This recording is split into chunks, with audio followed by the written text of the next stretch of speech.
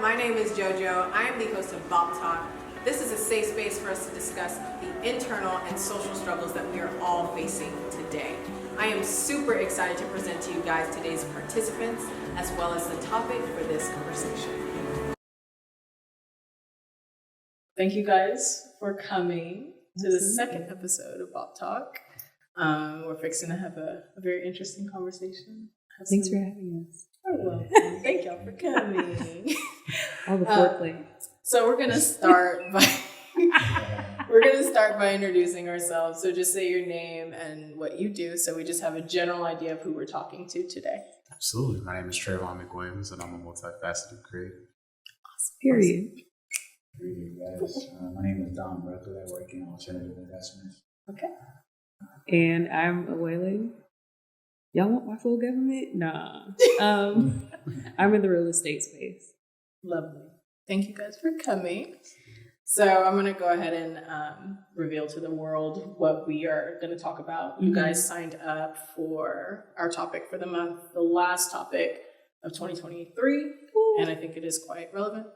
So it is 2023 recap, the events that changed your world. What intentions are you setting? What delusions are you kicking to the curb? And so in the spirit of getting ready for the new year, let's go ahead and reflect. Okay? So the first question I'm going to ask you guys. So what personal or professional goals are you actively striving for? And why is it important to you? So anyone can start. Cool. I mean, I would say, the question is for this year or for next year? For this year. For this year. This year going into next year. This year going into next year. I think starting my new job this past couple months, and just being able to utilize all the skills that I have. I think my next progression is obviously management. Wanting to be a director or like a CMO would be my true goal. Because I think, one, I've always kind of sat backseat to other people's ideas and theories about what should we be doing from company to company.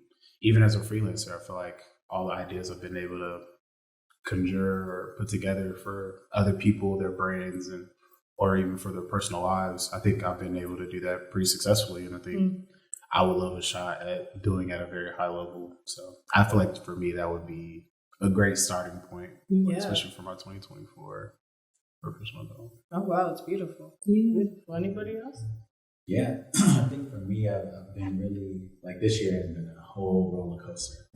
I know. And Talk about it. We'll get into that tonight, but really and truly, I think I've been focusing on consistency for 2024, being a planner, eliminating procrastination. A lot of those things have been, things that have been limiting for me throughout my life, just being, under a lot of pressure, a lot of under fire, I felt like. Yeah. And so once you start removing the fear and whatnot, the ultimate goal is to be able to move with love and excellence. Yeah. That I do. So that's really the next step. 2024 is going to be a lesson. We say like Amen. Year, but if you truly believe it, it's yours. So Yeah. Facts. That's. I gotta follow up with that.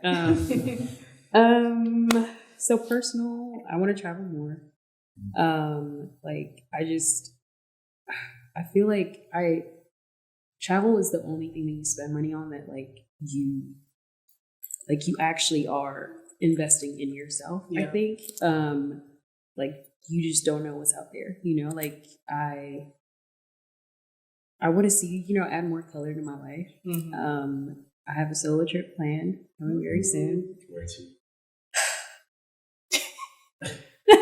If you don't want to share If you don't mind, safety reasons. For safety reasons. Exactly. All right. We don't have to disclose. You can say country, but you don't gotta say city. We'll talk about it when I get back.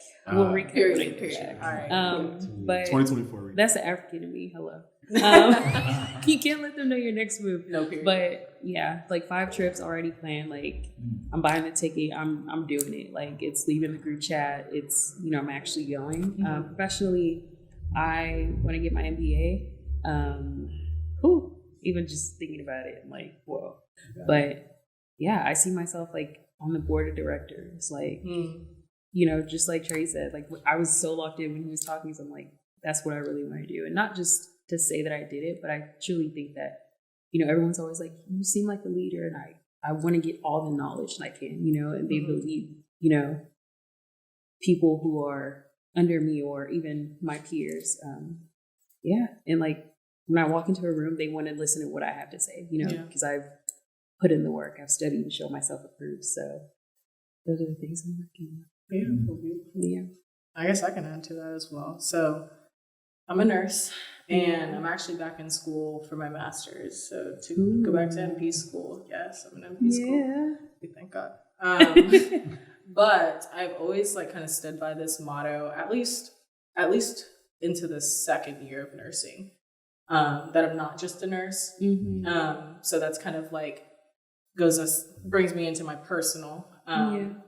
I want to develop all areas of me. I think I'm really striving for this like wholesomeness of my life. I feel like a lot of people and a lot of us kind of like find our identity in our jobs, and that's it.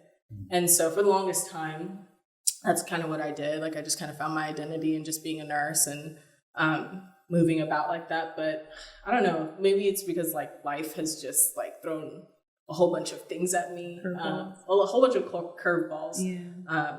I've been trying to really figure out who I am and what my purpose is.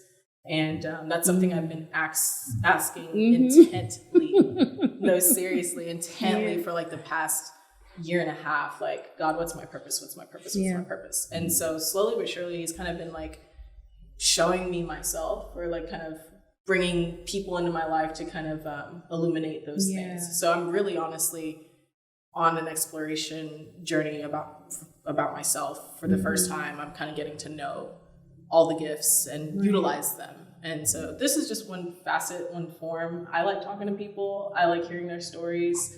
People come up to me and tell me their lives all the time. And I don't know, I feel like, why not? So that's me. That's me. So moving on. So what deeply held values or principles guide the intentions you set for your life?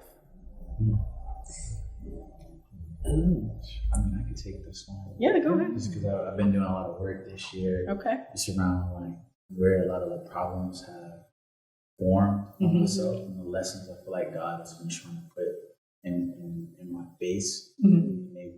I guess they manifested as obstacles, or they manifested as just issues, but really and truly, I just needed to learn it. There's no skipping. There's no jumping the line. Man. And so for me, it's been integrity. Integrity with myself, integrity with others, just living as a man of valor.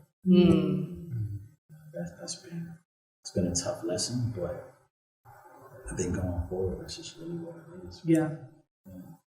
Wow. That one actually hit, but I guess I'm next.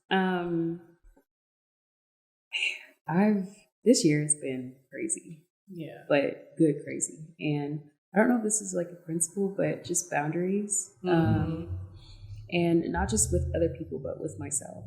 Sometimes I overextend myself, or I don't do things that I set out to do because I'm,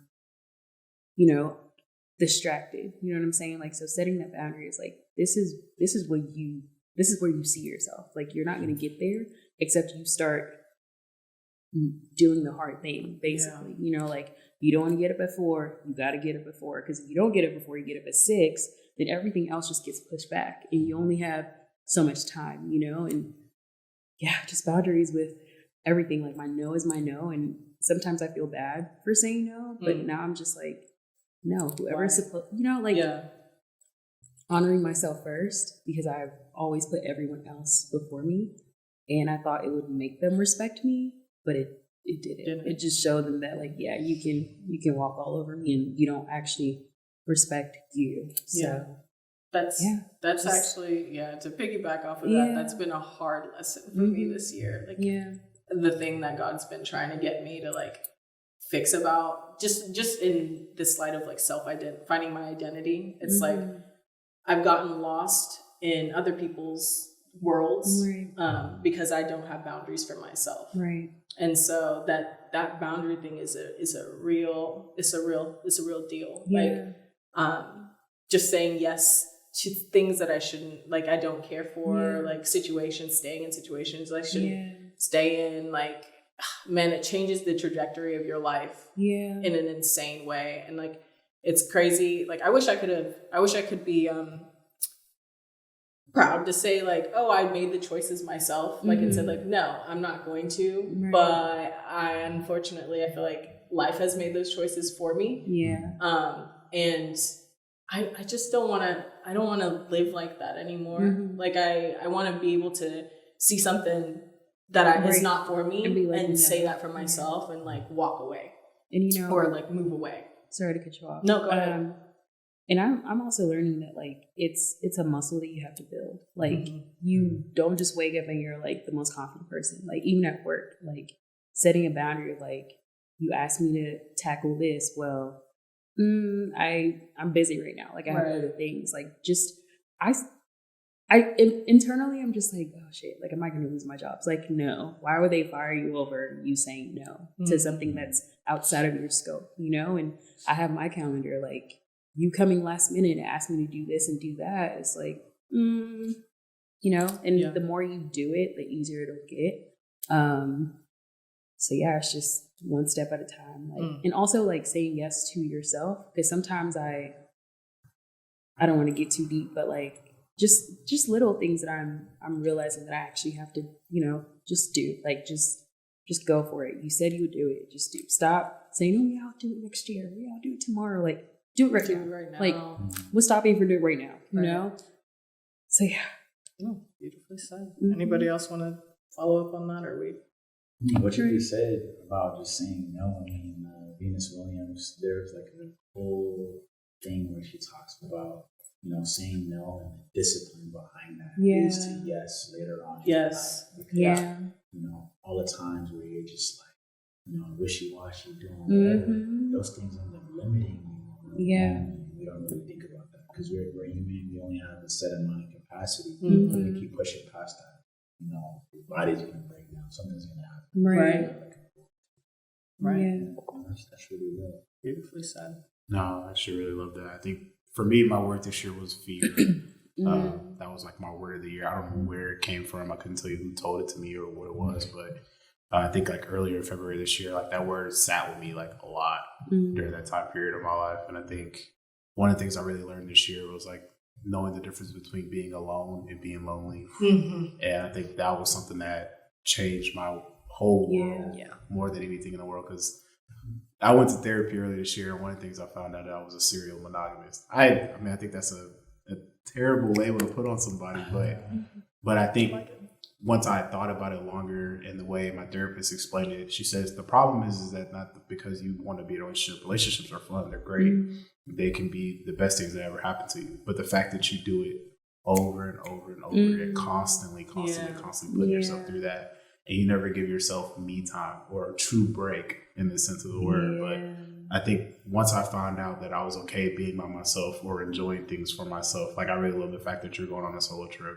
That's one of the things I definitely is on my bucket list this year. I don't know exactly where or when, but I have too many trips planned this year, not by myself, but I definitely look forward to hearing that story from you. Honestly, being able to work for myself. But I think for my personal life, I think being alone is okay.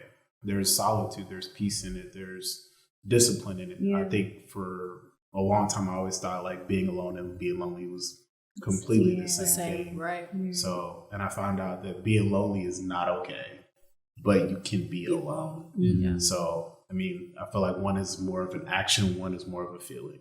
So I think I'm more aligned with being alone, but not feeling lonely.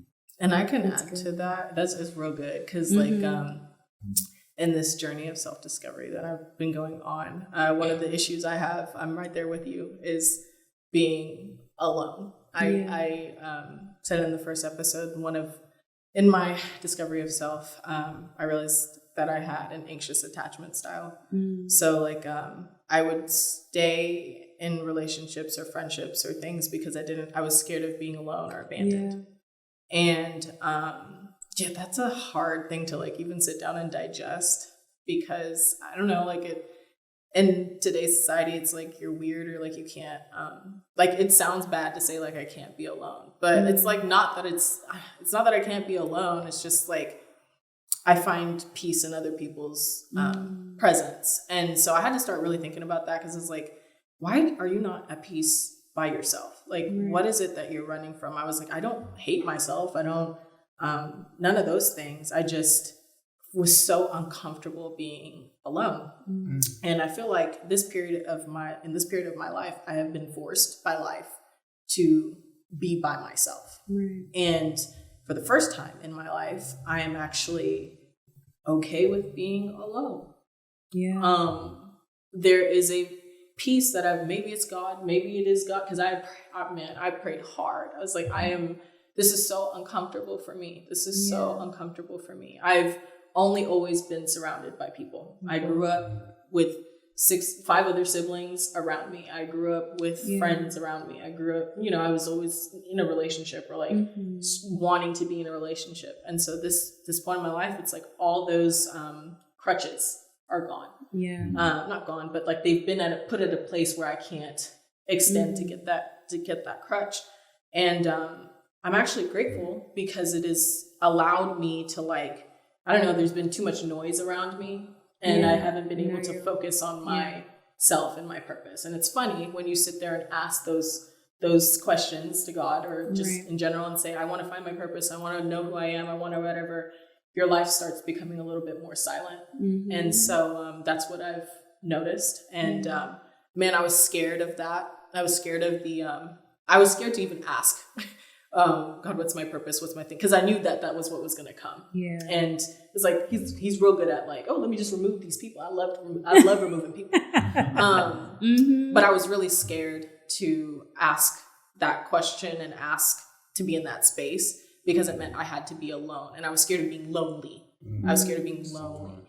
And I don't know, funny enough, I've found a lot of peace with myself, and discovered a lot of interesting things about myself. I mean, I don't know, it's been a very beautiful space. So yeah, just to say you're not alone. And I'm sure that there's tons of people that are feeling the same way, because we all do. We just are scared to sit there and say the thing. So like, I'm sorry, I'm scared to be alone. I mean, I tap in. Too, because just from what you're saying too, therapy is real. Man, I'll definitely tell anybody every day, like, hey, therapy. You need it. It's a real deal. But like being alone and like that aspect of like in my life, I've always been like relationship after relationship, not giving yourself time to heal, not giving yourself time to just think about like, okay, like what did I learn from this past? Then you're jumping into something else, and that fear of like, for me it was like a sense of validation. It's like you have people like on your line who are talking to you, that's like filling this void that never ever gets filled, because it's just like it's an emptiness. And it's also an addiction too. I feel like if you really think about it, it's like get this dopamine response. Somebody, this person's talking to me, or all these people doing Instagram, all that stuff. It's just there. So once you really sit back and you give yourself time to, meditate and be alone, and also tap into God too, it's like everything that you need is already there. It is. You don't need anybody else to go that. So that's real. I had to say that because y'all were like, that's real. I tell people now more than ever, I think it's fun being alone a little bit too now. Like, I found a little bit of an anxiety with it, but now it's like fun. I do things by myself. I do things for myself. I think it's probably just as much more important. And I find fun in just doing things alone. And I go places by myself. I mean, safety wise, I don't do everything, but obviously a lot of things that I enjoyed with friends, I found out doing it by myself was just as fun, if not more fun. Not saying that I would never need my friends or family or anything like that. Obviously that's a crazy thing to even ever say, but I've enjoyed it. Like just being able to enjoy places of like food, like just to enjoy food by yourself, and like really just to sit back and just like, I enjoy another person, another stranger cook this for me. And I got to enjoy it just the same, just as any other day. I feel left out because I'm like the opposite. Like I'm so sorry. It's so good. It's only like been maybe in the past 2 years where I've started investing in like community, because I was a lone wolf. Like I'll do it myself. Like I'm not scared to go somewhere by myself. But now I'm like, I felt like it was God, and it's crazy. Like we're humans, but we all have different experiences. Like what I needed was different than what y'all needed, you know? And it's beautiful to see that you guys are, you know, being like, you're like, I'm okay being by myself. Because people would always ask me, like, are you okay? Like, you need friends. And I'm like, do I? I mean, I know I do. Because, like, who gonna be at my wedding? I get it. But, like, but also I enjoyed being by myself. But now it's like, it's nice to have, you know, people around me that you can text, you can do stuff with, all those things. But even in that, I still have to, you know, make time for myself. Like even on this trip, like there are people I could have said, oh, do you want to come with me? But I was like, I need this. Like I've been talking about it for a long time. Like, let me do it. Let me just have this moment. Because you can get caught up, you know, especially segue, like with dating apps. Like I'm not on them anymore. Cool. But I used to be. And it's like a rush. Like you don't even, it's your newspaper. You wake up and you just check in, oh, match. And then you're texting. Like it was just feeling this, like it was like you said, a dopamine rush. Like it wasn't even that I cared for the people who were on there. I was just, you know, it was just a lot of, you know, stimuli, I guess you can say. And this person's, and then you can just be like, next. Sure, they work out next. You know, just jumping from one, you know. But doing me, my phone is just an alarm clock and a music player, and that's okay. You know, it's okay because I'm good. You know, I don't need this from other people. So Well put.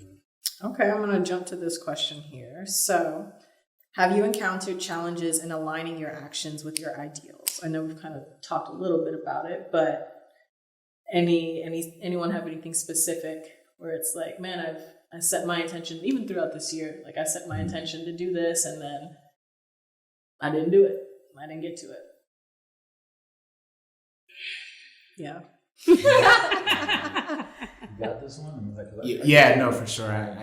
I told myself this year I wanted to host my own gallery. I thought that was my like final boss, you know, the max level I can get at being a creative. Because I mean, you can travel, you can create for others, you can community build, you can do so many things in the art scene. But I feel like that last thing, I feel like everybody wants to get to is having that curated space where people get to enjoy the thing you spend countless of time, hours just to enjoy. And I made it a very apparent thing that I was like, I'm going to do it. I'm going to contact residencies. I'm going to contact spaces. Even if I got to pay for my own space, like I'm going to do it. And one of the things I really prayed for this year was discernment, because I feel like that's a gift not a lot of people get to tap into. And God was just like, not this year. You're not ready just yet. Like, just be patient. And I always laugh because one of my homies this morning, he texted me. He was just like, man, patience is a virtue. Like, always remember that. And he's like my art homie. So he knows like my heart. And I'm like, man, I want to get started right now. He's like, you could pre-build all you want, but don't start just yet. Yeah. So that's been like my one challenge this year, just being patient with what I want to do. And I know God has on my heart, but just the timeline of it is just being ready for when my name is called. Yeah. Yeah. I guess a challenge for me has been tapping into who I am. You know, the beginning of the year, or even not even just this year, last year too. I think I had this vision of myself and like a timeline. No, men don't usually have a timeline, but no, I do. I love hearing this. Yeah. Okay. Well, like I had this vision of like being married and like all this type of stuff, but then really diving into it, like I'm not even ready. I don't even know what it means to be a boyfriend, let alone a husband. Right. You know, I mentioned earlier having integrity, like all those things are like interwoven and all that type of stuff. Yeah. Like I just had no clue. And so like everything that transpired this year helped me to actually learn like who I am as a man, like who's done. And so being able to actually see what that is and to do research and actually to reopen up countless books, like learning about boundaries, learning about relationships, learning about kind of just like being anxious avoidant as well, like how do I communicate? How do I engage with people? Like all those things, like it's been a blessing, but it was a challenge. It's been painful. Just growing pains. Yeah. People don't really think about the pain part. Yeah. So like when you grow, you're basically moving and shifting your body outside of the norm. Yeah, I was about to say to add on to that because I think I was getting in the way of myself. So when I started this year, I had started it with the intent of I started the podcast, and I was like, oh yeah, I'm gonna do this. I'm gonna do it every month, and I'm gonna stay. I didn't stay on my cues. Part of that was just me not having discipline. So discipline has been one of the things for sure. Boundaries, like we talked about, and then a loss of self. And so I have been giving myself grace because I've done a lot of growing this year. This has been a rough year. This has been a rough year.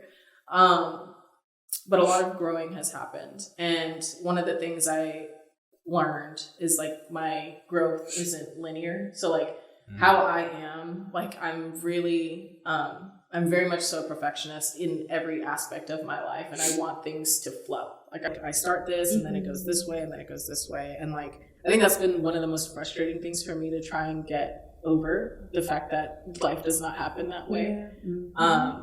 And that's kind of been my hard lesson throughout this year is like your growth is not linear, nor is it going to look like other people, because that's another thing I struggle with. It's like, oh, well, I don't know, like this person took this journey in life and they're doing well, and I'm looking at myself and I'm very hypercritical, and I'm just like, man, like had I had made this step, maybe I wouldn't have been here, and this, that, and the other. And it's just like I hate being feeling like I'm behind. Right. And so I've had to like really talk to myself and be like, your growth it's not going to look like everybody else. It's not going to look linear. Right. And there may be times where it's like I get a burst of like inspiration. Like the beginning of the year, I started the podcast and it was like burst of inspiration. I'm going to do this. I'm going to do it every month. And then it's like, I was also in school at the same time. I was also working 2 part-time jobs.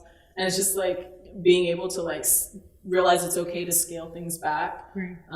Also, my brother just passed, and like I was just trying to get all these things together. And it's just like I have to keep going. I have to keep going. I have to keep going.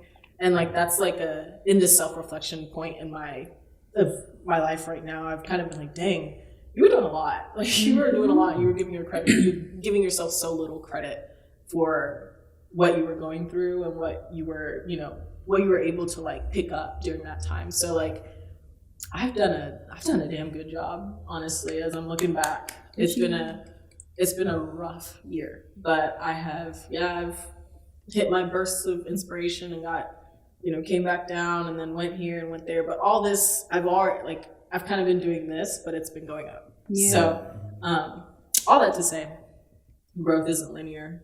Becoming a better version of yourself isn't linear. It's going to look different for everybody. And I applaud you, Dawn, because seriously, that's a really tough thing to do, like to sit and like analyze yourself, especially as a man. I hate to say especially as a man, but like really though, like I think life is easy isn't the right word, but like it's set up differently for men than women. And so like there are not very many men of integrity out here. And so for you to strive for that, because it means putting those boundaries up, saying like, hey, I could get away with this, I could do this, but I'm not.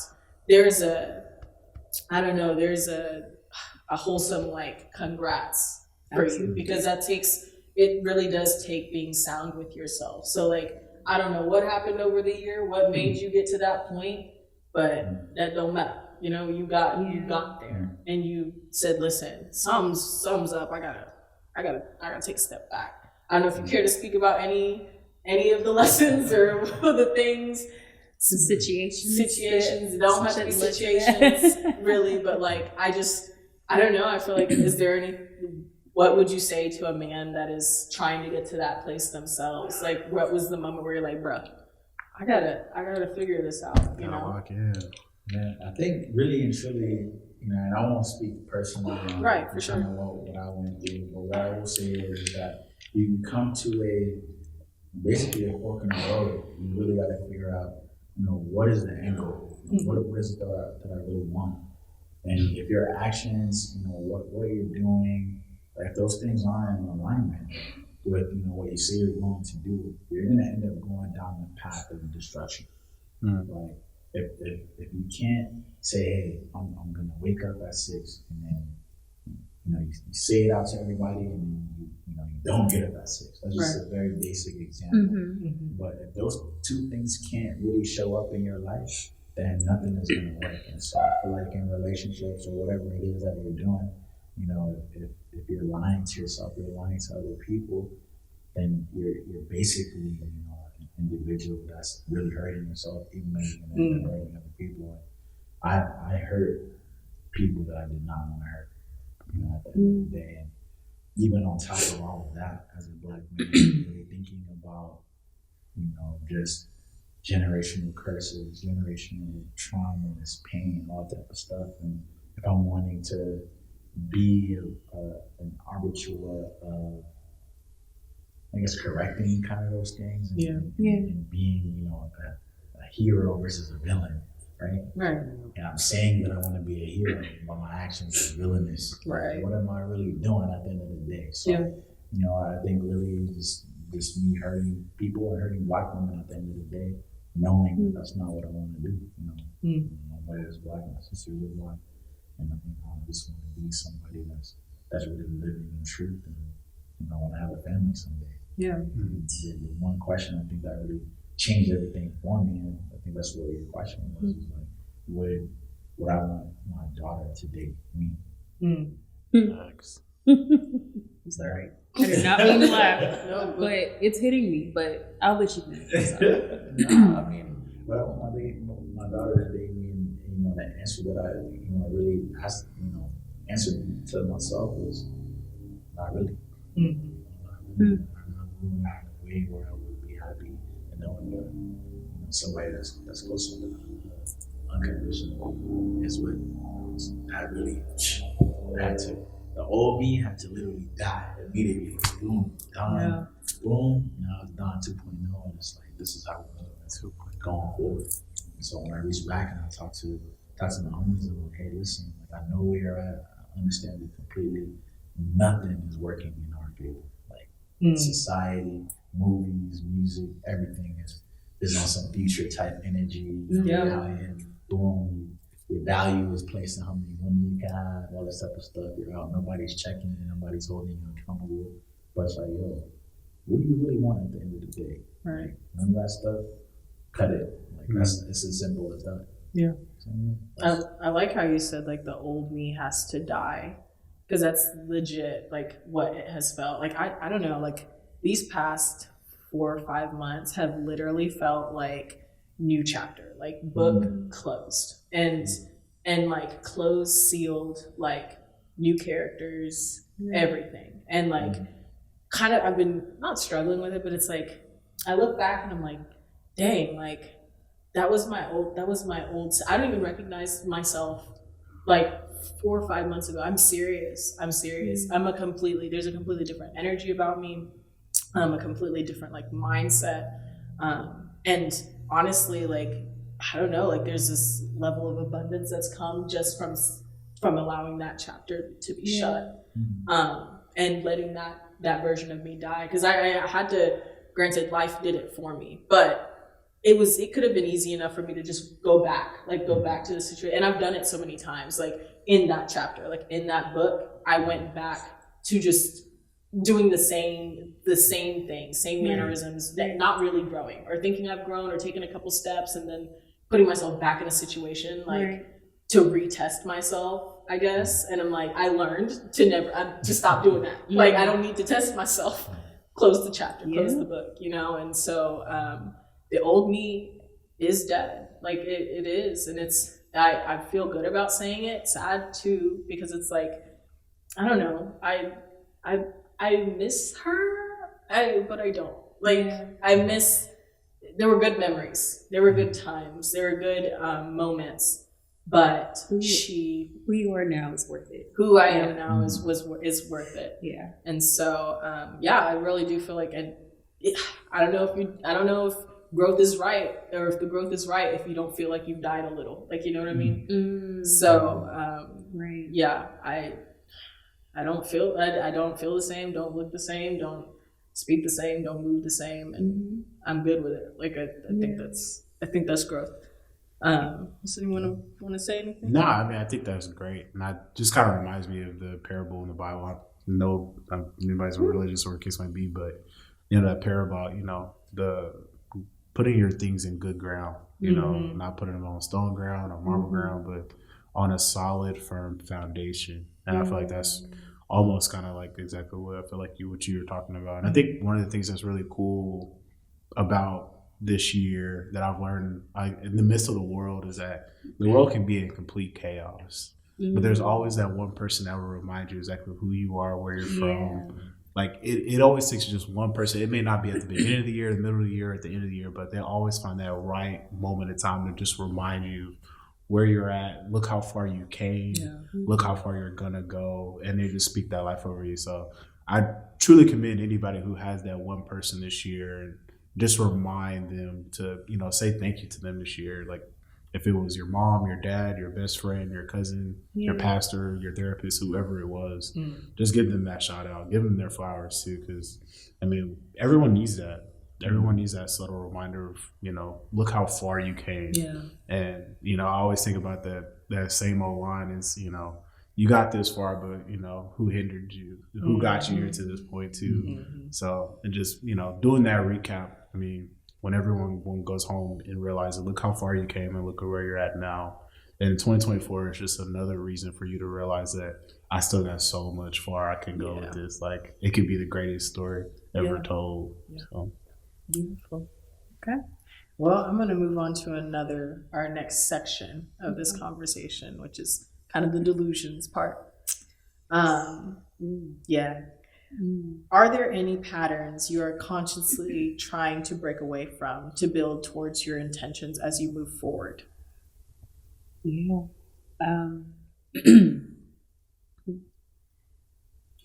So this is kind of tying back to what you said about like testing yourself. And I think I used to be that person who I'm good for a test. Okay. Like I want to see, like if I've stepped out of a situation, and I'm fine, like I feel fine. I was like, oh, I'm good. I walked away. But then, life brings that situation, maybe in a different form, maybe in the same form, back into my, vicinity. I'm just like, sure, I'm good now, so I can go back there. But delusions, like I'm still human. You know what I mean? Like I can be strong or whatever, I can lift or I can not cry, all these things. I'm fearless. But it's like if you continue to put yourself in a position where you failed before or you can fail, why would you? Like you're still human. You know what I mean? And I think I would forget my humanity, and I think that, oh yeah, I'm good. But it's like, no, if you put yourself right back there, you're gonna fail. And so I think what I'm trying to say is like just realizing that I'm still human, and not just because I'm okay now or because I've healed from that. Like I don't need to go back there to really see how much I've healed. It's like, what? Like, why are you doing that to yourself? Again, with the boundaries thing, it's like, that's not me honoring myself when I keep putting myself in a situation where I can fail. Right. Like, you're gonna fail because the odds are stacked against you. You know what I'm saying? Right. So. And I think it's interesting. It's like, I don't know why we go back to touch the fire when we know it's hot. It's just like, I don't know, like like you said, there is some type of part of us that's like, oh, I'm healed now, I'm good now, I'm whatever. And it's just like, you don't have to go touch the fire to know it's hot. Like there's a lot of things we already consciously know are wrong, and we know it's wrong. Like you can't. I honestly don't even think we believe like that we're good, like that we're good to go and touch it. It's just like we don't have boundaries, we don't have discipline, we don't have discernment. That's really what the meat of it is. It's like discipline. I'm not disciplined enough to not allow this situation to repeat itself. Right. I think it'll repeat itself as long as you let it to. Like, I mean, you know. So yeah, it's a discipline, and that's something I'm working on currently. So yeah. Discipline is hard. Like saying no to things that will give you immediate gratification. Yes. Like it's hard. But you know, but then I think I've had a handful of those experiences to realize like at what cost. Like that's gonna satisfy me for now, but like is it worth how I'm gonna feel later? Like the misery I'm gonna be just looking at myself in the mirror, just being like disappointed, you know, like and I can beat myself up. And so when I fail, I'm just like, especially when I know I could have controlled that, like you didn't need to go see that. Again, the stove is hot. Like you don't have to, you know, and so we're disciplined. Oh my goodness. Like I'm just picturing myself standing in front of the stove, literally. And if you can see it's red, but you want to see how hot, how much like what's the degree? You know what I'm saying? How much can I take? And it's like, no, like walk away. And that's the whole, you know, honoring yourself, like boundaries, like saying no, like walking away when you can't touch it. No one's gonna hold you because you're an adult, you know. Yeah, I'm not going. No, I mean it's a thing. It's a real thing. To piggyback or build off of that. So, reflecting on your personal growth, what are some misconceptions or delusions you've had about success, relationships, or life in general that you've actively worked to change or discard?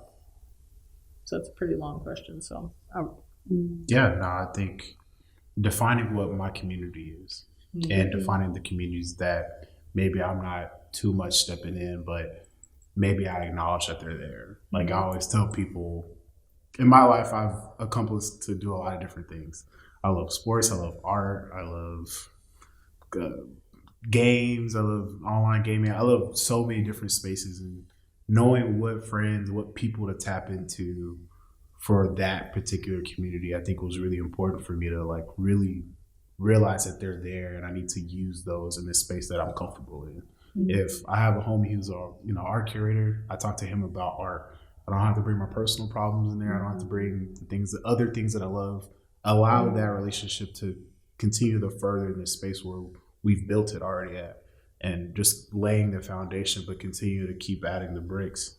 I found out a lot this year that I think oversharing is always one of those things that I always try to stay away from, but undersharing is just as valuable too as well.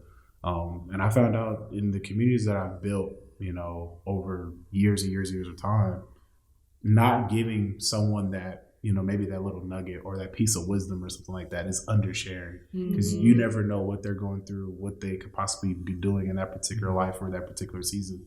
And that could be the blessing that changes their life or that particular month, year, whatever the case may be. And I think one of the things I think is really delusional for me that I really feel like I overcame this year and I'll continue to overcome is not allowing my voice to be my silence. Like I'm not going to say something and then not back it up with my actions as well. Right. So I feel like giving people wisdom, but also adhering to the wisdom that I'm also giving. Right. I feel like that's also kind of hard for a lot of people to realize too, because you can give someone the best advice in the world, but you need to also be the person taking it as well. Yeah. And if you're not living by the advice that you gave, your advice is almost as emptyless as it can. Like it's just completely useless in my opinion. So I think a lot of people, when we do give advice, we should be coherent to the advice that we're giving, but also making sure we're using our own advice in our everyday lives and our everyday actions, and also with our everyday people.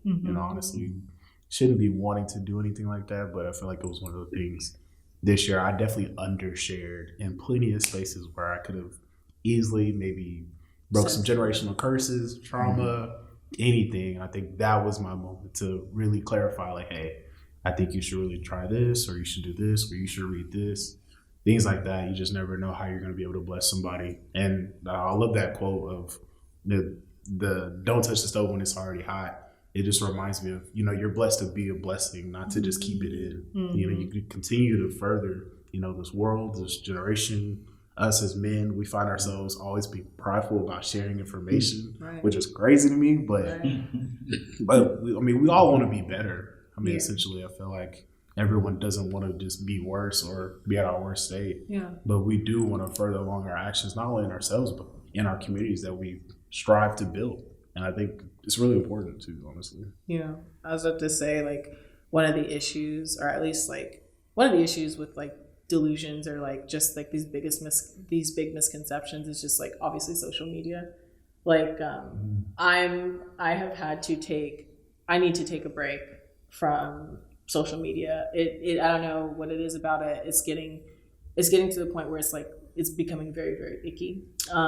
For me, it's like everyone's success is so publicized, and I mean I think that's literally the basis of behind our portraits. It's like I got really good at posting really great looking pictures, really good looking, things to the point where people were idolized me or like kind of like, oh, you look like a model, or oh, you're so pretty, or oh, you're so whatever. And it's like, I'm actually really struggling right now. And I feel like I can't even like embrace that struggle because of how people see me. Mm-hmm. So like, it's like everyone has a perception about you or like how you carry yourself. Like even with doing this, like I had a fear about doing this because most people I feel like I was scared that most people would be like, oh, I don't see you in that light, or I've never, who are you? Like who, but all that to say, like social media, like how people broadcast their success, like that's been a struggle for me.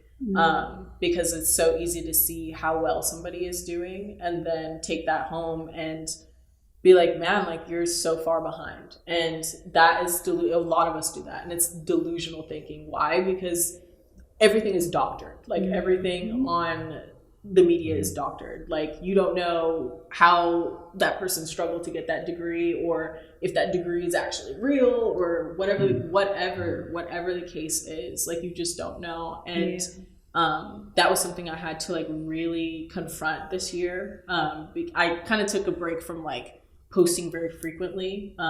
One, because I was tired of getting on the app and like seeing everybody and like feeling this pressure like to succeed.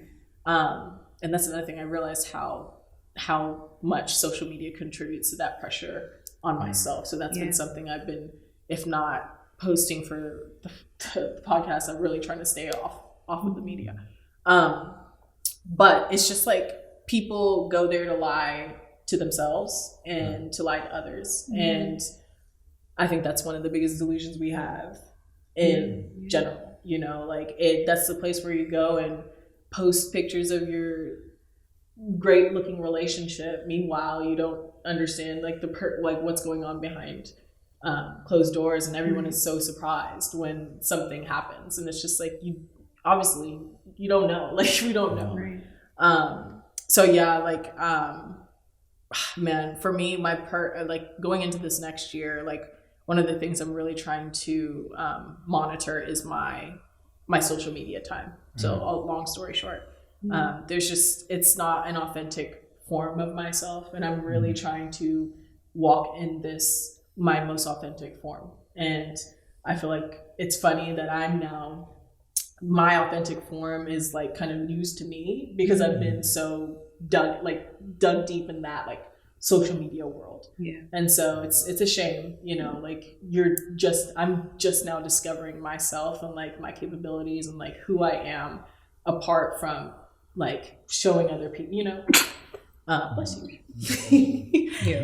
But yeah, that's the edge of that. But no, I think that's really real because, for me, the delusions in my life has been, who I am. I mentioned that a little bit earlier, but in terms of just like value assessment and like success. And so like it doesn't really matter how much money you make and like how many degrees you have and all this type of stuff. And I felt like I was really wrapped up in that it's really just like the Matrix almost. It's like you make all this money and like you're able to like move and travel and do whatever it is that you want to do, but at the end of the day, like you're lost. You're a lost soul, kind of just walking amongst like whatever social media is telling you. And that's the second piece there too around, and I'll say this and hopefully it's not an issue, but where Kevin Samuels, right? So like, talk about it. Like I honestly believe like And I'm only really saying this because you mentioned earlier about sharing testimonies. Yeah, go ahead. That can really help somebody. So like the whole concept of high value men don't cheat, they exercise options. I know, like, it's funny you say that because I exactly remember the episode. There's a stream amount of episodes where he talks about that, but I know one specific one. I did not catch that episode. His whole series alone values that one line for sure. Yeah. There's a lot of men, like especially here in Dallas too. Like people are doing really well, and I think you get to this standpoint of like where you move outside of being a person and you start moving as like some sort of like monolithic energy. Mm-hmm. This is what it is to be like a man. Like I'm successful and I'm this and I'm that. Like it doesn't matter if like I'm cheating and lying and no integrity. That's the buzzword. Right. But you take all that energy and it's like, well, these people think I'm valuable. I have however many followers and like these other people are doing it and everybody's fine with it, and the echo chambers that are caused by social media, and I'm jumping all around the place, but the thing is that I really experienced it in terms of community, that you can really like my whole Instagram algorithm right now literally is sharing to me scriptures every day, talking about positivity in terms of marriage and like all that type of stuff. Whereas before it was literally like Justin, whatever little boy, like all that, all the toxicity, all the craziness. Like that's what I was viewing and consuming and really taking into my body every single day. Like, boom, how is it to have like 3 women, like polyam, like all of this stuff. Like you don't really realize how that stuff is affecting me. Right. And so like, really, my truth to the matter is like that stuff is not gonna get you anywhere. Like that's really not gonna get you anywhere. You gotta accept life as it is. And it's love is gonna get you through. Like love is really gonna get you through. To piggyback off that, which is crazy. Like, I remember something my mom told me earlier this year is that comparison is the thief of joy. And like I really value that one liner because I feel like a lot of times when we get on these social media apps or we see our friends doing other things that we wish or we could be doing or anything like that, it takes the value of what you've already inserted for yourself or what God has inserted for yourself. And I always find it interesting you talk about Kevin Samuels because I don't agree with a lot of things that he says, probably almost 98%. But I remember there was one thing he said, and I'll never forget it too, it was hilarious. He said, if you treat yourself like a real man, real women will come. And I always laugh. I'm like, dang, like he may talk crap every day, but that one line got me. I was like, man, if you treat yourself, and I think that was a part that I think most people probably won't hear because of the misconstrued messages. But that one line really changed a lot of things. Like if you can value yourself as a real man and defining what you think is a real man is just as important in that lesson. And then real women would follow. And then you need to define what a woman is. Yes. So I think for sure, I think that whole totality just in relationship, I hope someone really thinks about that line for a while. And that next relationship, that next boyfriend, husband, or case may be, define what you define a man is and define what you believe a real woman is. And I think when, those two sides agree, I think love is really in the air. I'm just like, there's a lot I want to say because you guys are just, I'm like, wow, this is great because these are things that most people don't talk about. Like everyone just has, it's like group thinking. It's just, we're all just going with the popular, opinions. Like just, I could just go deep, but honestly, Dawn, I commend you. Like you're speaking on, because most men who are successful, quote unquote, like they have money, basically. That's like baseline. And like the more money they have, the worse it gets. You know what I'm saying? And so for you to be where you're at, like, we talked off camera about like what you do and stuff, and just the fact that it's not just the marriage part, but like trying to work on yourself and be a better man. Right. Like that's top tier because it's actually hits home for me. Like I know someone who, and it's not to point the finger at him or anything, but like I can just see like he talks a lot. Like you can tell that like when he speaks, he knows what's right, but his actions just don't align with his words, and there's no integrity there. And it's like, so like I had to be like, can I see? Would I want my daughter to date someone like this? No. Would I want my son to be like this? No. And so I just had to, like, even on a friendship level, it just couldn't, because I'm like, if you don't have integrity as a person, like, there's no point, you know? And so even the social media thing, I think social media community, what you, like the people that you have around you, if they're just constantly making you feel like you need to get this, or you need to get surgery, or you need to have more money, you're not successful, like what you're doing is not enough, like you're gonna feel, you know, you're gonna continue to feel that way. Mm-hmm. But with me and social media, like I used to think that like if you post something, it's really happening. But I know when I post stuff, I go through like 200 photos. I'm like, that don't look good, that don't look good. But like that's me. That's me in real life. And so I'm posting the best one, the best two. And so excuse me, how can I expect that they're not also, like, I know that we're all going through the same thing. Like that picture that I'm seeing, you've edited it, you've, you know, face-tuned it, you are only posting the highlights of your life, because that's what, especially Instagram, oh my goodness. Like maybe TikTok's a bit more real, people go on there with no makeup and just looking raggedy, day in life, all these things. But on Instagram especially, it's like curated, like how can I make, and then there are also apps that you can use to show how your like how your page can look. Yeah. You know what I mean? So everything is just, I just want them to see this side of me, my best angles. Like, don't get me from here because I look this way, but it's like, that's you. You know what I'm saying? So so now when I consume content or I see someone's post, I'm like, I know they still have struggles just like I do. You know what I'm saying? So that helps me. And just also accepting that I'm who I am. You know what I mean? Like I don't dress like this person. I don't have the same style. Shit, our names are not the same. Did I curse? You know, we don't have the same name. We don't have this, like, my background is completely different from this person. So we're obviously gonna be different. I'm okay with it. My Christmas, I didn't open gifts under the tree. I didn't even have a Christmas tree. And I was like, this is my life and I'm okay with it. Like, because what gain would I get from like just beating myself up and being like, I don't have this and I don't have that. But it's like, I do have something, you know what I mean? Like I have friends, like even if they're far away, like I still have just thinking about the things that I do have as opposed to things that I don't have. You know what I'm saying? And focusing on that. It can be hard, but yeah. No, it's necessary. Yeah, it's necessary. Okay. So we're gonna move on to another section here. So is there a point where striving for ideals becomes detrimental or unrealistic? And how do you balance pursuing high standards while maintaining a healthy mindset? Yeah, that's a hard one. I have to run that back for the audit. Let's do this. Question was, is there a point where striving for ideals becomes detrimental or unrealistic? And how do you balance pursuing high standards while maintaining a healthy mindset? Mm-hmm. So go ahead.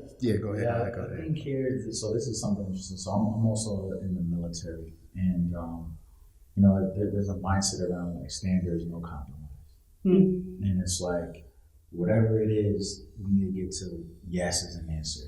And when I've translated that into like my civilian career and just like any aspect, I realized that there has to be flexibility. Otherwise you're going to run into problems. Yep.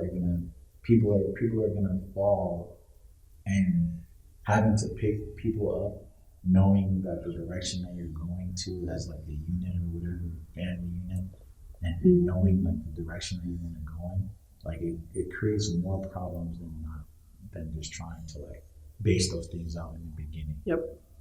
And so with all of that and kind of understanding that piece there, I feel like you have to realize that life is great. Like I really think that life is great. A lot of people talk about it as black and white and like it's this or this, but you have to realize that not everything is a fix all. Yeah. There's no like easy button. One way to right. do it. Yep. So everything has to be tailored to like the specific situation, specific person, and you have to take the time to analyze and strategize all that stuff. Mm-hmm. Yeah. So you look at standards and all this type of stuff. It's like one for me right now. It's like God at the center.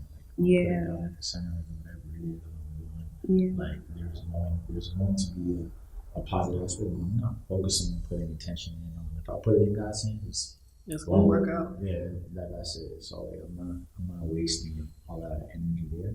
But then the next level of that is like what isn't in my control really isn't. You know, like we're out here trying to like figure out things, and trying to control what isn't for us to control. Yes. You let all that stuff go and really just live in the moment, focusing on the now. Yes. Hopefully that answers that question. I don't really know, but It does. It does.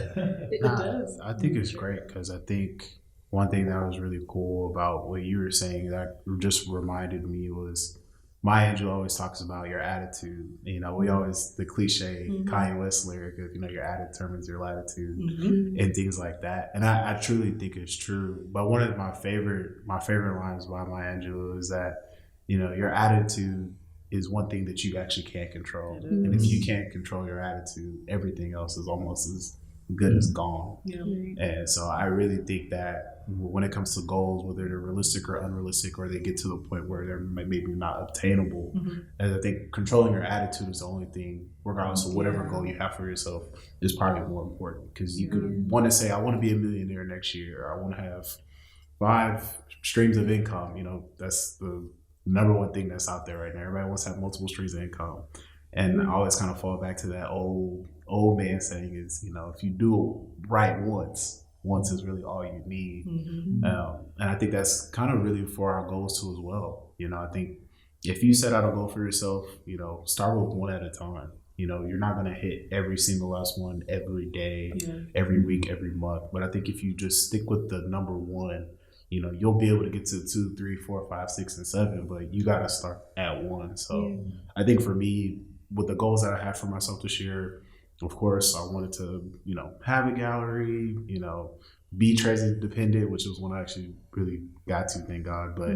But also just understanding like where I'm at as a man. I think what Don said was really cool earlier, and I didn't really even harp on it, but it hit me a lot harder, like the integrity portion. I think one thing that's really cool about integrity is integrity will teach you what you can and what you cannot do in any given situation every single last time. Because I find out a lot of people do a lot of things and it won't even be for themselves anymore. It'll be for other people. And like you would go this far, you would walk the extra mile for someone else's happiness before you even realize that your own was not even available anymore. And I used to be like, wow, that's crazy. So like when he talks about integrity, that's one of the things I always think about. And I think I even talked about that too, like extending for people. And I feel like that kind of goes along with some of the standards and the goals we set for ourselves. And just a reminder, like, are you doing it because this is something you really want to do? Or is it something that will make others and please others and make them happy? And I feel like that's kind of a norm in our cultural backgrounds, whether you're African, the diaspora for sure is that we got to make mom and dad happy because they spent 20, 30, 40 years to get to a comfortable state where we can achieve our dreams and goals. But the one part about that is that you have to define what your dreams and goals are too, the same way they do. So, and it's to speak on that, it's hard, you know, like,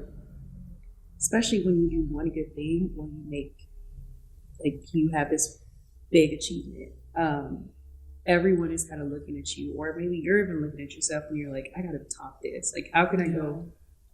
Like, I would hear, how am I supposed to scale back? Like, you know what I'm saying? Even if maybe scaling back is the right thing to do, you're just like, at least I'll speak for me. It's like, I have to just keep going up, you know, when sometimes, or most of the time, like we can't control what life throws at us. And, you know, sometimes, or most times also, like the next step involves people. And except God comes down and like does everything himself, we're human. You know what I'm saying? We're gonna make mistakes. And, you know, like you could have a plan, you could be like, this is how I'm gonna get from here to here, you know, And then you probably need someone's signature, or you probably need someone's, input, or you got to talk to this person. They're human. And so when we're dealing with human beings, like, it's hard. You can't, excuse me, like, you can't plan for all that. So even with like New Year's resolutions, since we're talking about the New Year and stuff, I have a general idea. Like, I know how I want to be at the end of 2024, but I don't have like super strict, it has to be this, it has to be this dollar amount, it has to be, because, I have been disappointed in my past where I was like, you know what? Well, I'm working so hard. I know my rate is going to be this percent. And then it comes up to, and you're just like, even if it's still a win, it's more than what you were making before. Yeah. But it's like, crap. I didn't, the disappointment is real. And so life is so nuanced. It's dynamic. It changes. It ebbs and flows. Like me, I could plan next week, I'm going to hit the gym 5 times a week. And then I get COVID. Like I had COVID a few weeks ago. It's like, what do I do about that? Like I can't control for those things. So just giving yourself grace and understanding that you can have high standards, but don't lose your mind trying to get there. Because if you're on the right path, like what is for you, it's for you. You know what I'm saying? And because it's also hard to discern like what is our desire and what is God's desire for us. Because I'm also that type of person that I'll be like, it's on my heart, I just can't stop thinking about it. It must be right. It's on your heart. I mean, you did watch the movie, and that put it on. Like, it's hard to like. Is this what I'm supposed to do? Is this God? And He gives us free will. He's not going to come down and be like, no, don't do that. He can, because He's all knowing, all doing, all present, all those things. But we're still human. It's ego.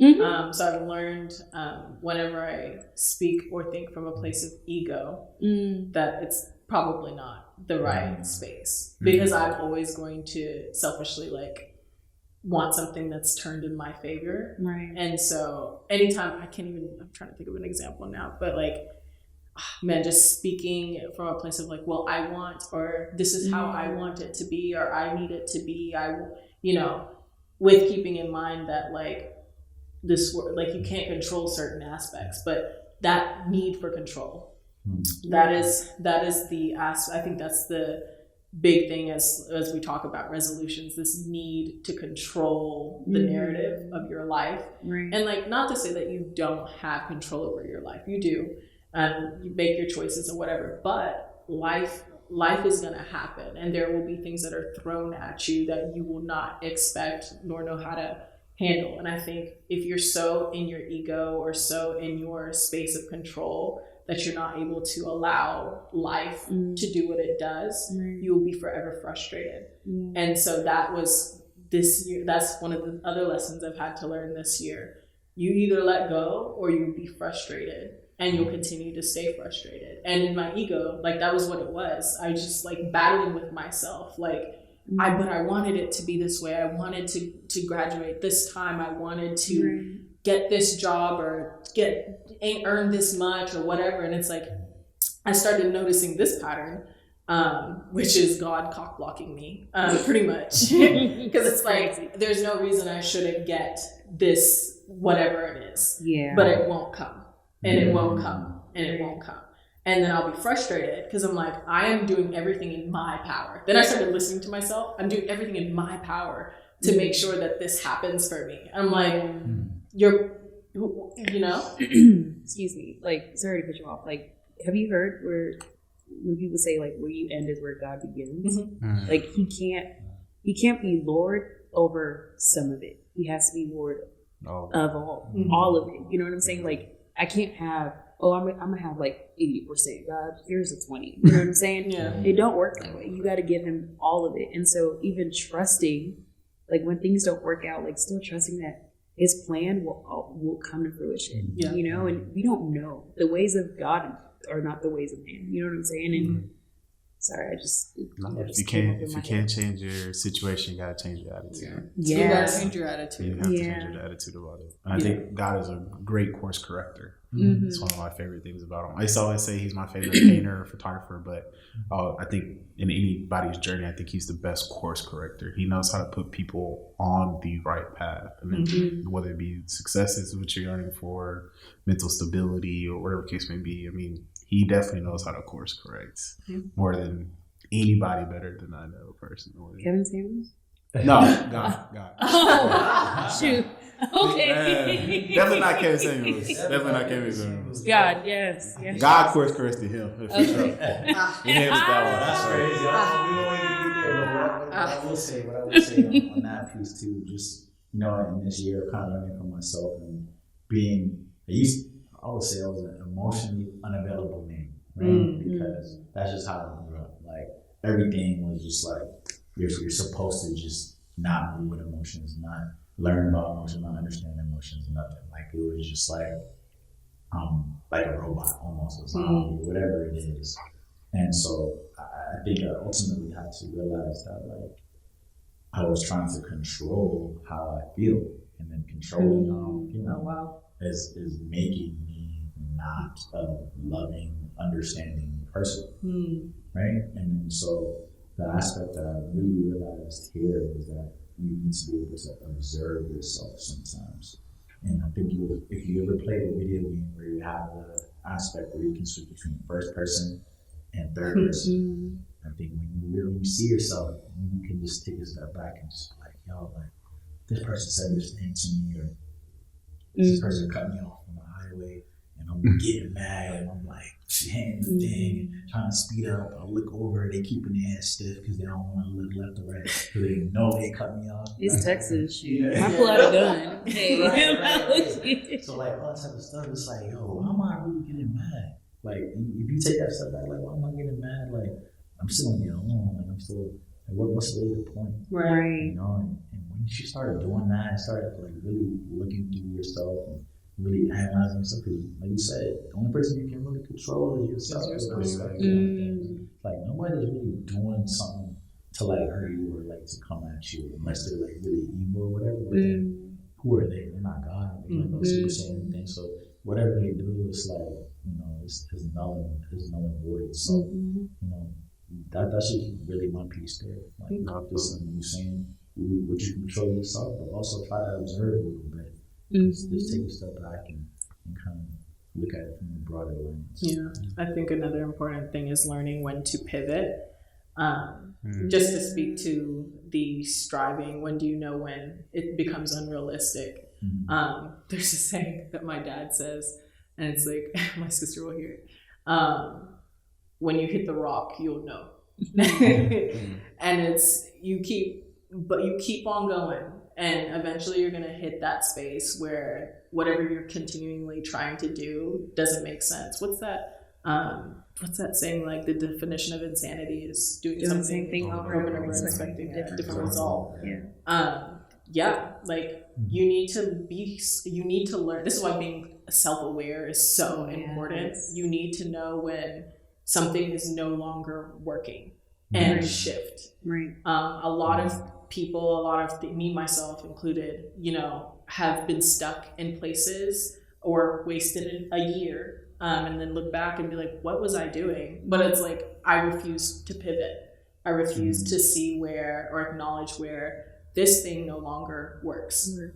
It no longer makes sense. It no longer, and that's literally life. Like I think that was my other issue. I was so used to just the trajectory, like a smooth trajectory, or like thinking like that's how life is supposed to be, when life is really just a series of pivots and learning, okay, I'm going to make a choice here to continue to go down this road or switch. And you can keep trying to, it's like trying to budge open a door that's like not going to budge open, but that frustration, like that ego, like this door needs to open, like by force or by fire. And it's like learning that mentality does not work in every situation. Sure, there are times where it's like strive hard, keep going, keep, grinding, whatever, and I'll get it. Sure. But you also need to be just as sensitive to the situations where that is not the case. or you will waste your time. Like you will waste your time. So learning how to pivot has been my cure for those things. And like learning how to pivot is not easy because again, it does take you like being self-aware and kind of being like, okay, I've done this, I've been in this situation how many times? And then that's another thing. Like you need to like be aware, like be real with yourself. Like I've been here before and I've done this before. What do I need to change to get out of here? Like this isn't working. What do I need to do to change? And then that's the hard part because it requires you letting go of your idea, your ego, your vision, your whatever, and surrendering to the fact that you're not in control of that particular situation. And so I think that that's something that a lot of us will come across and, you know, in our life and years and whatever. And if you allow yourself to, you'll stay there in frustration and be stubborn and waste your time. There's a lot of areas in our lives where you found yourself in the same place before or asking yourself the same question. And it's like, what am I not getting? And it takes you sitting down there and being like, this isn't working. This isn't working for me. Especially how I show up or whatever isn't working and switching that up. Sorry, what were you about to say? No, you're good. Especially when the different outcome is not up to you. Right. You know what I'm saying? Like you're in the situation and you keep on doing the same thing. Like it's not up to you because if it was up to you, it would change, right? And so just learning how to, the ego thing, it's not up to me anymore. I can't change. There's nothing I can do. Like no matter how many different cards I play, it's still going to be the same situation. You know what I'm saying? I think that's also the difference. It's like, is it something that I'm not doing? Excuse me. Or have I done everything and it's still not working out? You know what I mean? And, with the highway situation scenario that you brought up, like most of the time, like before I take an action, I ask myself to what end? Like I think about what is that? What's this going to do? Like what fruit is this going to bear? You know what I'm saying? Like if it's not something that is going to, like if it's not going to do anything, if it's just going to satisfy this, scratch this itch that I have right now, it's not worth doing. Like if it doesn't have any long-term goal, then it's probably not worth doing. How can acknowledging and letting go of certain delusions contribute to a more authentic and fulfilling life, both personally and within your communities? I think the biggest thing about that question is, understanding where your delusions is at and where you want them to end and where they need to die. And I think for ourselves, or mainly just for me, I think understanding where I was at versus where I want to be is not bad. Everybody has their own course, everybody has their own journey. And the number one thing is we need to enjoy it. Right. Count it all joy when you fall in, trials and tribulations. Like it really is an honor and a pleasure to be on earth, number one. But two, that I get a chance to course correct, with God. Yeah. Like I'm able to, see things or do things in a different manner in which I did different before. So I think, for ourselves or even for me, I think my friends get to enjoy a better side of the things that I choose to let go of, the things I grow from, I heal from. They get to be a better person around me, with me. They get to enjoy my presence, and I think for our communities, I think we can grow our community to as far as we want, but it counts on each individual doing their part. Right. And I think for our communities as of now, when we talk about generational trauma, we talk about, breaking generational curses and things like that. I think it starts with one person and it continues to go down the path. I used to always love Ray Lewis. He's a famous NFL player, but he says, if you show me your friends, I'll show you your future. And I think our communities are impacted by that one statement alone, like who you choose to, put yourself around and who you choose to associate with. I think is really important. And I remember being a kid and growing up in church, and I heard this one sermon, like, you can put yourself through anything that you want if you choose to allow yourself to feel, number one, and you choose to allow yourself to heal, too. You have to be able to feel in order to heal. So whatever hurt you went through, whatever pain that was caused or inflicted, whether it be by yourself or by others, that has to come first before you can heal. And I think our communities are better served when we are at our best self. Yeah. I think whether it's the podcast or, how we choose to indulge in school or anything like that. I mean, you can't really go far until you learn where you're at and where you continue to see your steps come from. And I think that's really the best part about life, is that we can continue to keep course correcting our lives, our friends, our future. And there's really no end per se. I mean, the end only comes when God is ready for our name to be called. That's really the only end. But we can continue to change our lives, change our personalities, and grow and be better. I mean, from this day moving forward, or from anybody's future days moving forward, honestly. Yeah. I was about to say, I feel like we forget how impactful we all are. I was about to say, I was like, when I met Wale, when I met her, like, she would actually, I'm sure, I don't know if you know, but like, she's impacted my life just by being in it. Alex as well, just being in my life has changed the trajectory of how I thought, how I spoke about myself, the visions I was able to have. It is important who you surround yourself with. It is also, the other thing was like, vulnerability is also very important.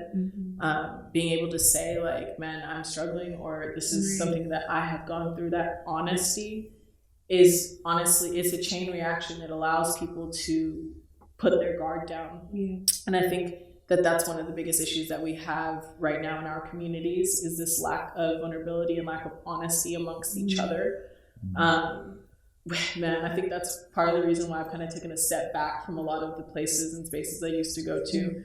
I look around and it's all people that are hurting, or that are hurting, but are putting masks on and kind of going on about life, or that are dealing with some issues or dealing with some things. And it's just, don't feel vulnerable enough or safe enough to disclose that, or like, I don't know, like, how do you have a group of friends and you're not comfortable showing who you are? And I think that's a big problem. I mean, that's where you find growth. That's where you find healing, is your community. And if you're not even able to be honest and vulnerable with the people you surround yourself with, I don't know if you can have the courage to change. It's hard to do that by yourself. It really is.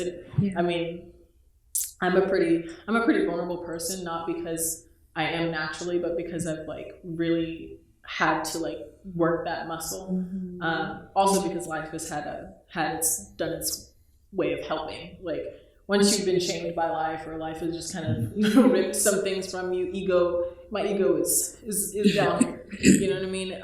But it has allowed me to be very transparent and very vulnerable with people, in hopes that like, just these conversations, like, that we can talk. Like, I don't know you from nowhere. I don't care. I'm not here to take your business and go spread it around. But like, that's kind of the culture. We need to change the culture within our communities. Like, if your brother comes to you and says, man, I'm struggling, take them seriously, sit them down, ask them questions, like, talk with your people.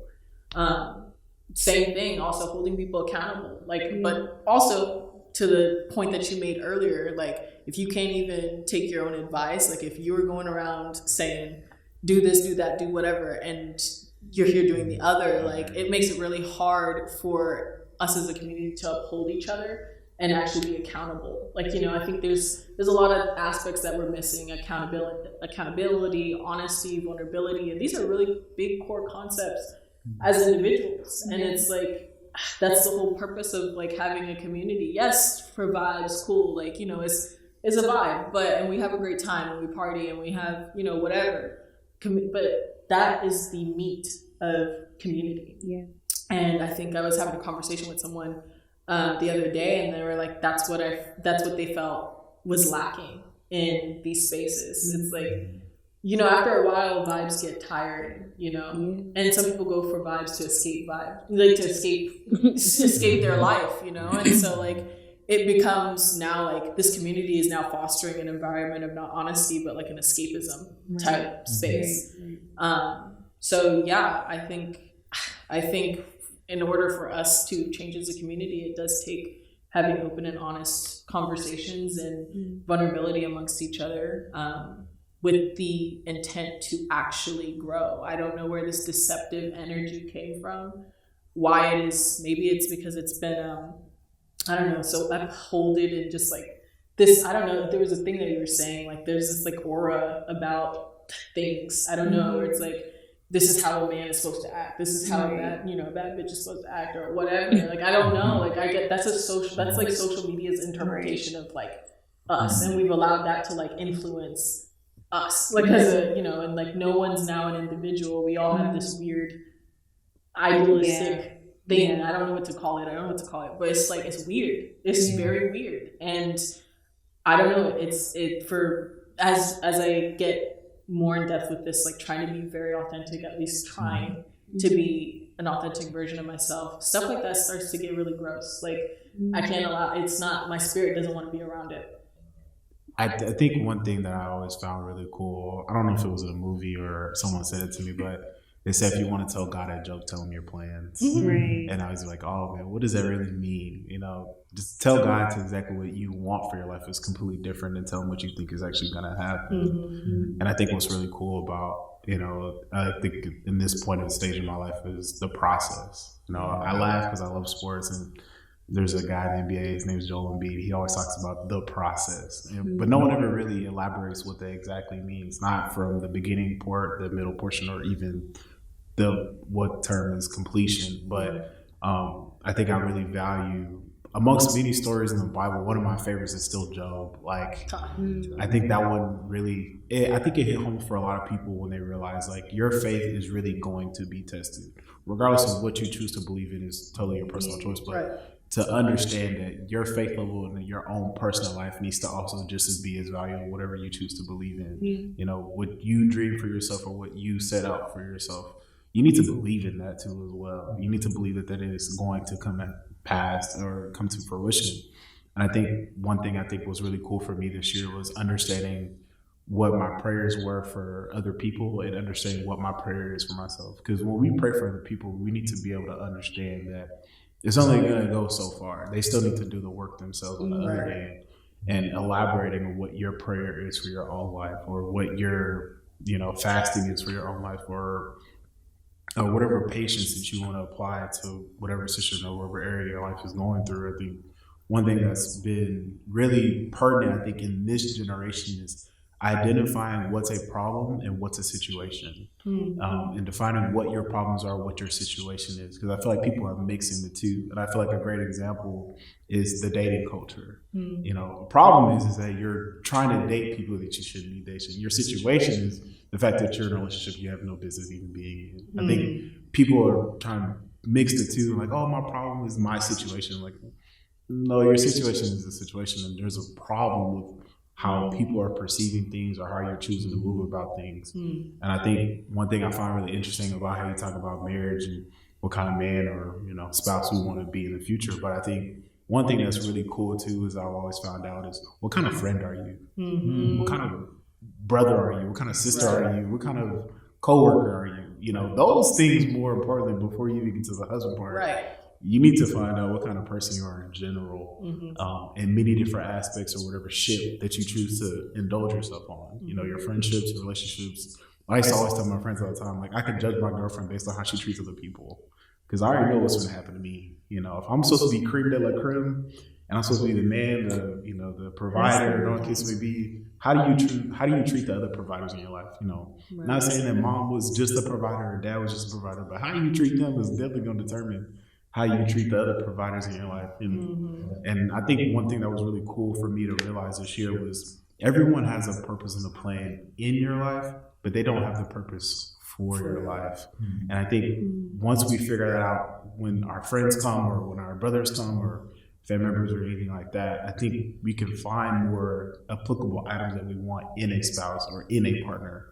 And I think that's really cool that you talk about that, because one of the things I always kind of laugh about in my personal life now, it's like, I took 2 years without dating.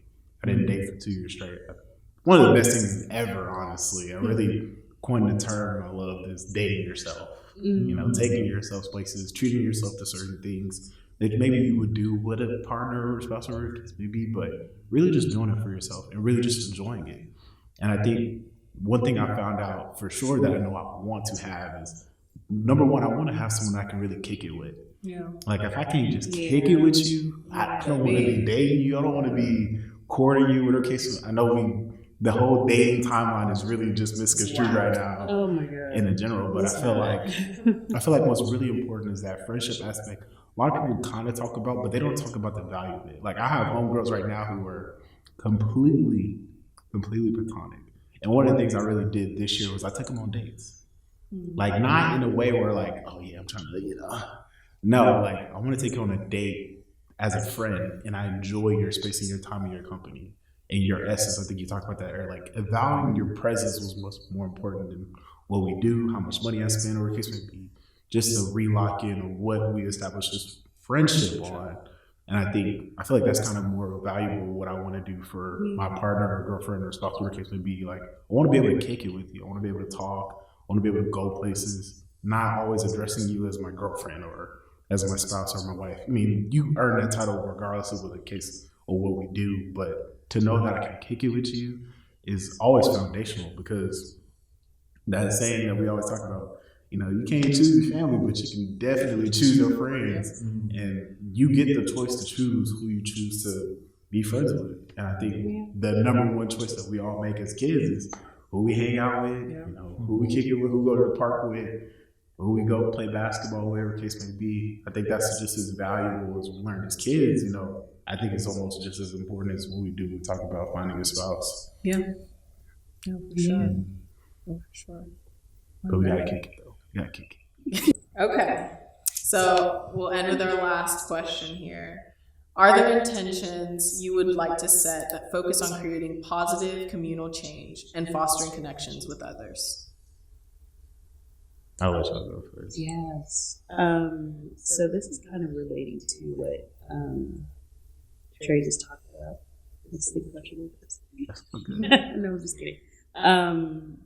So I think in the years, like after high school, from high school and then college, like that whole time, maybe 4 or 5 years right there, it was very much so like relationships with the opposite sex was just like, where is this going? Where is this going to be a relation? Like, it wasn't ever platonic, you know what I mean? And I hope I'm staying on course here, but it's just being a good friend, you know what I mean? And not looking at every situation as like, oh, it has to be this. And it's unfortunate because I was literally just having a conversation with someone this past weekend, and they were just like, they would never have friends who weren't sexually beneficial to them.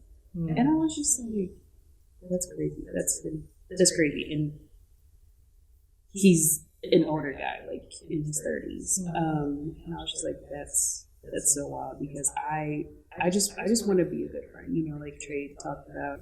So we're going to end with this last question. Are there intentions you would like to set that focus on creating a positive communal change and fostering connections with others? Yeah, I think at least I'm trying to do my part by trying to walk in my authenticity as much as I can. It's hard. It really is. I think that should be said, because I feel like a lot of people, like when they're like, oh, you think, like you're trying to walk in authenticity, like, does that make you better than other people? Or like, like just that mindset of whatever. And it's like, no, like my authenticity means I come with so many flaws. Like I come with so many quirks, so many things that I guess I'm just tired of like hiding, or like, I don't know, what's the word? Just conforming to. That has taken so much energy. And as like people come and go out of my life, and like life experiences happen, it's getting really hard to like keep up that image.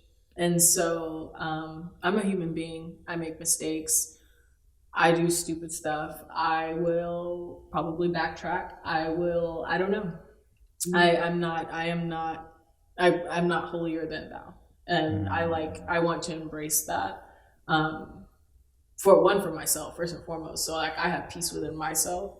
But if it makes it easier for other people to, I don't know, confront that about themselves, I think that's a win-win. Like I would rather associate with people that are kind of in that same mindset where it's like, listen, I'm not perfect. I don't got it together.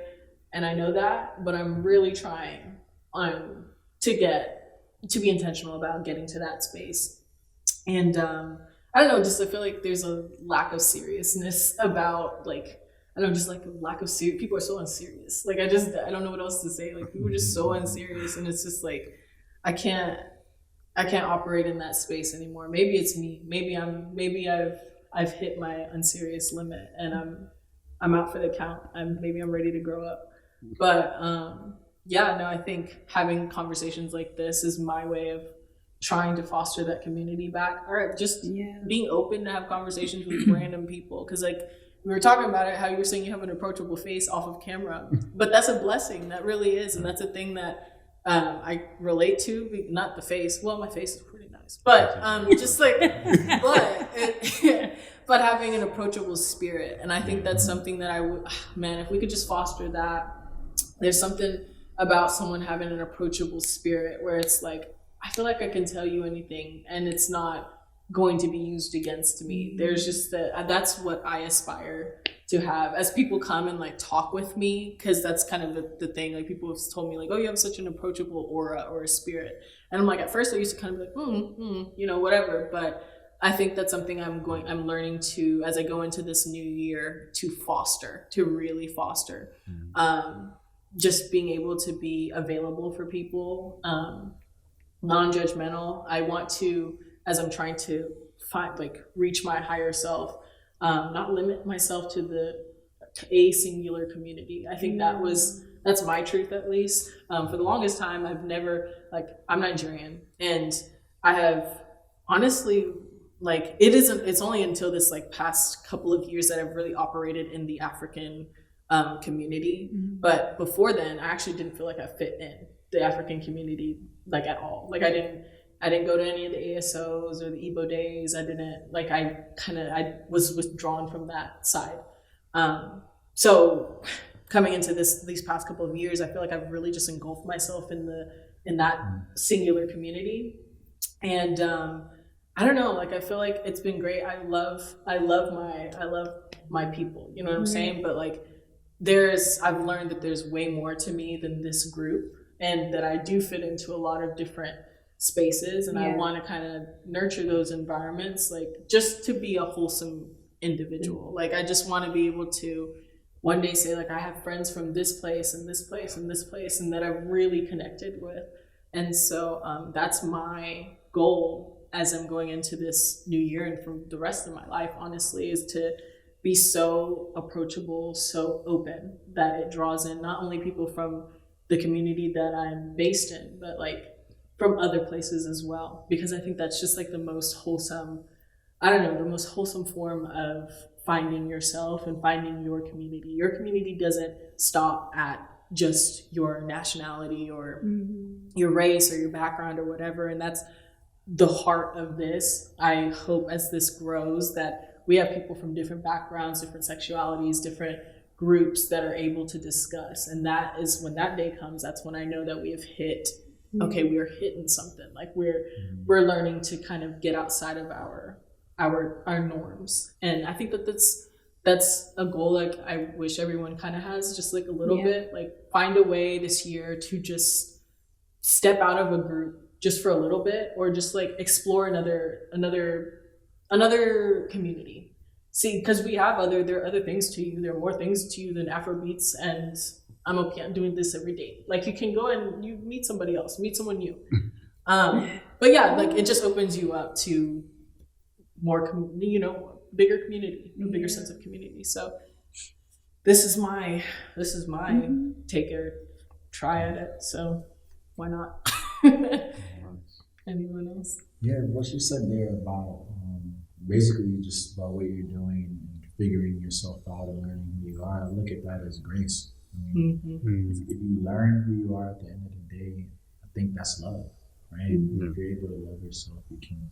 Other people will see that within you, and they'll take that and they'll be able to see the changes that they need to make within themselves for positivity going forward. You know, our life, unfortunately, is short. Yeah. And that concept has been something that's been blowing over my head every day. It's like, you know, in this age and, you know, doing the math, like most people don't live until this age. So like, how many more years do I really have left if everything goes right? Am I living each day to the best of my capability? Am I out here doing what I can do instead of like putting things off for another day? So, you know, when I really think about my community and how I can impact that community, I want there to be legacy. You know, I want people when they, and it's not an ego thing either, but I want people when they think about me, when they see me, like, he has a calm spirit. Right. He's somebody that brings peace into the world, and he's somebody that, you know, loved without wanting to receive anything. And you know, those different aspects. I just think that I just want people to realize at the end of the day that there's nothing greater than God. And there's nothing greater than the peace of knowing that, like, you know, we're all one community, and it's not, like you said, it's not your career, it's not people you hang out with. It's, you know, we're all human, we're all people, and you got to be able to reach back into the fire after you've escaped it, and to really give people that, hey, like, I got you, brother, I got your sister, I'm here with you, and that's really my goal. Beautiful. Okay. Yeah. Anyone else? I was gonna just say, like, you know, with friendships, just showing up for people without expecting anything in return, like you said. They don't have to benefit me in this way, or there doesn't have to be like a huge, oh, what is this person giving you, you know, or like you meet a guy or a girl and it's just like, oh, where is this going? They have to be a, you know, it has to be a thing. Like, you can just love one another, like you said, and just, you know, be selfless and give your time, resources. And like, for me, you know, it's Christmas season, whatever. If someone gets me something that it doesn't have to be anything huge, is what I'm trying to say. They just thought about me when they went to the store and they got me this. You know, it doesn't have to be a whatever with a bow on it. You know, I think that just goes a long way for me. And so when someone gives me their time, you know, and so I think that's my intention going forward, is just showing up the best, you know, way that I can, even if it's not in a career thing, and not expecting something in return, you know, because as humans we can like keep tally of, oh, I did this and I did that and I did this, but it's like just showing up and just, you know, being there, because we all need each other. Yeah, I think that's really great. I think one of the things I definitely want to do for my community is not give people fake hope about, you know, the things that I want to do or how I want to impact the community. And I always laugh because I think about the term hope and what it means for many different people. But one thing I really love is that hope is a faith-filled expectation. And I think when I say that, I think people will give you the belief of something that you want to come to pass. But that's the faith-filled part, is that they already believe it because you said it. So when we give people hope, or we instill this expectation that it's something that we're going to do or say we're going to do, we need to be able to stand on business. And I think that's one thing I definitely want to do for my community this year, is to be a pillar, because I think that's something that's not really talked about. We talk about foundation, we talk about structure and order, but somebody has to pillarize the community at some point. And we need our leaders more than ever, probably, than we've ever needed them before. Especially with the social media age, this tech age, all this AI, all this different stuff. But one of the things I think was really cool and meeting with other, community leaders this year was there has to be a safe space for us to figure out what's next, and how we dissect what's next that's already coming. Because with the technology age that we're kind of living in, and people inducing themselves to have the most followers or the newest trendy thing on their page, or whatever the case may be, we have to be able to adapt and figure out how do we best serve our communities with what we already have. Because these things are coming regardless if we like them or not. So we need to be able to dissect and move forward in a way that allows us to always be safe, number one, but two, be happy. And I think once we kind of figure out the common medium ground or whatever the case may be, I think we'll all be better from it, honestly. And I think that's going to be what 24. I feel like that's what it's going to be like. It's us figuring out a common ground to the things that we really want to do, whether it be in our own personal lives or in our community spaces, because they're not getting smaller at all. Like, I realized the African community in Dallas I thought was really, really small, but it's actually tremendously big. And I think what makes it small is the fact that we may do things or we may say things in these spaces, and then we never realize that somebody else is listening and somebody else is watching. I think that's the small part that people kind of talk about, but in essence, it's really huge. The fact that I can meet Olele this year, and we know 18 million different people mutually, and we have a firm friendship with. I'm like, oh God, I couldn't say last year or the year before that I was too, community based or anything like that. But I really want to give a shout out to Toby this year. Toby took a huge effort into realizing that our community is not that as far as we think it is. It's really close to us. We just have to choose to tap in. And I think that's something that, because of him, other people realizing that they have spaces or we have communities that we can foster. It takes a little bit of work, no doubt about, but it's worth it all in the end. And I think kind of fall back to my little last point, but if it was easy, it wouldn't be worth it. And I think as we continue to do the work, we continue to put the time in, it'll all be good and all said and done. And it kind of falls back when you talk about integrity. One of the things I always find really interesting is that TD Jakes talks about integrity and legacy are the path of your dreams. And I find that crazy because I'm like, wait, say that back. But integrity and legacy are the path to your dreams.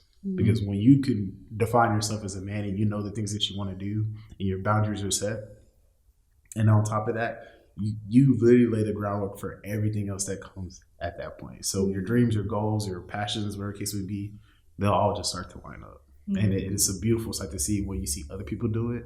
And then it's a great thing to realize that you're on that path as well. And honestly, the community is going to be blessed to have you, Don, to have you, LA. Like, we're going to be a lot better from a community standpoint. The more we have these conversations, the more we expound on our personal gains or stories or experience, the case may be, and the lessons we learn, and we continue to learn, and we continue to share it too. I think that's one of the biggest things I'm learning from our conversation is that it's not an undersharing part, and it's not an overshare. I think we're in a good space to share our experiences and to learn from them, and I think we'll all be better.